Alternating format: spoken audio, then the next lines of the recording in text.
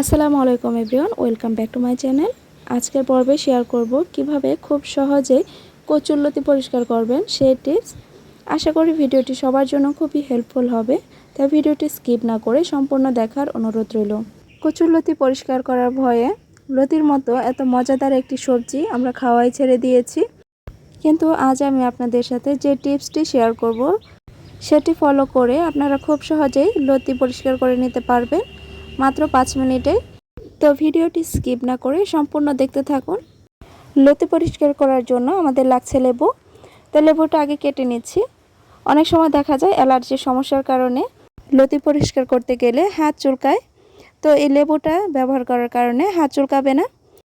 তো যাদের অ্যালার্জির সমস্যা আছে তারা অবশ্যই এই লেবুটা ব্যবহার করার চেষ্টা করবেন। তো দেখতে পাচ্ছেন লেবুটা কেটে নিয়েছি।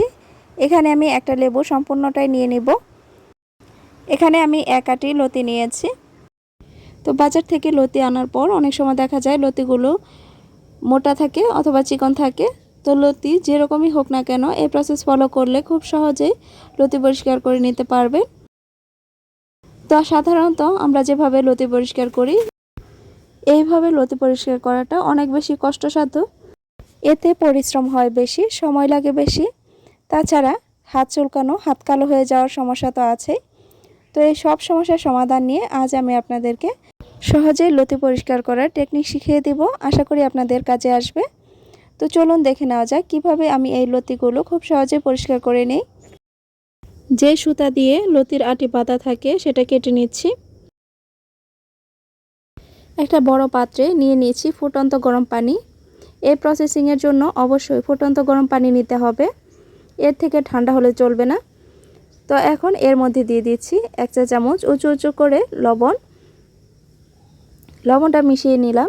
এখন এর মধ্যে দিয়ে দিয়েছি আগে থেকে যে লেবু কেটে নিয়েছিলাম সেই লেবুর সম্পূর্ণ রসটা দিয়ে দিচ্ছি এখানে। তো এভাবে করে চিপে এর লেবুর রসটা দিয়ে দিতে হবে। আর দেখতে পাচ্ছেন লেবুর রসটা দিয়ে দেওয়ার পর আমি এর খোসাগুলো এর মধ্যে দিয়ে দিচ্ছি।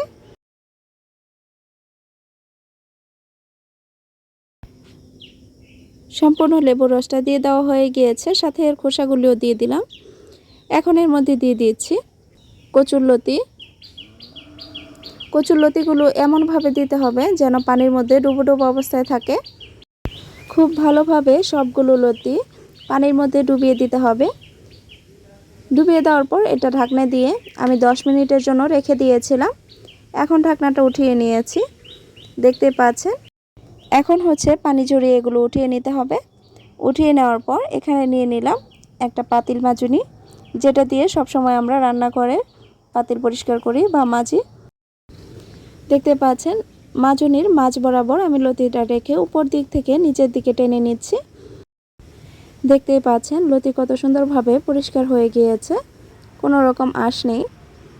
সম্পূর্ণ আঁশটাই দেখুন এই মাজুনির মধ্যে লেগে আছে। কয়েকটা পরিষ্কার করে নেওয়ার পর এভাবে মাজুনিটা পরিষ্কার করে নেবেন। তারপর আবারও লতি নিয়ে সেম একই প্রসেসে আপনারা লতিগুলো পরিষ্কার করে নেবেন। সহজে লতি পরিষ্কার করার আরও একটি ভিডিও আমার চ্যানেলে আছে, আপনারা চাইলে দেখে নিতে পারেন। ওই টিপসটি ফলো করলেও আপনারা খুব সহজে লতি পরিষ্কার করে নিতে পারবেন। তো এইভাবে পরিষ্কার করলে আপনারা খুব সহজে 1 আটি লতি পরিষ্কার করে নিতে পারবেন মাত্র 5 মিনিটেই। হাত চুলকানো বা হাত কালো হয়ে যাওয়ার কোনো ভয় নেই। তো দেখতে পাচ্ছেন এইভাবে করে আমি লতিগুলো পরিষ্কার করে নিব। লতি পরিষ্কার করে নেওয়ার পর আপনাদের ইচ্ছে মতো কেটে নিতে পারেন। আপনারা চাইলে কেচি দিয়েও কেটে নিতে পারেন অথবা চাইলে ছুরির সাহায্যেও কেটে নিতে পারেন, সেটা আপনাদের পছন্দ অনুযায়ী যেভাবে সহজ হবে সেভাবেই কেটে নেবেন। তো ভিডিওটি যদি আপনাদের একটু হলেও উপকারে আসে তাহলে লাইক, কমেন্ট এবং শেয়ার করতে ভুলবেন না। আর চ্যানেলটি সাবস্ক্রাইব করে পাশে থাকা বেল বাটন অন করে দিবেন পরবর্তী ভিডিওর নোটিফিকেশন সবার আগে পাওয়ার জন্য। তো আজকের মতো এখানেই বিদায় নিচ্ছি। সবাই ভালো থাকবেন, সুস্থ থাকবেন। আল্লাহ হাফেজ।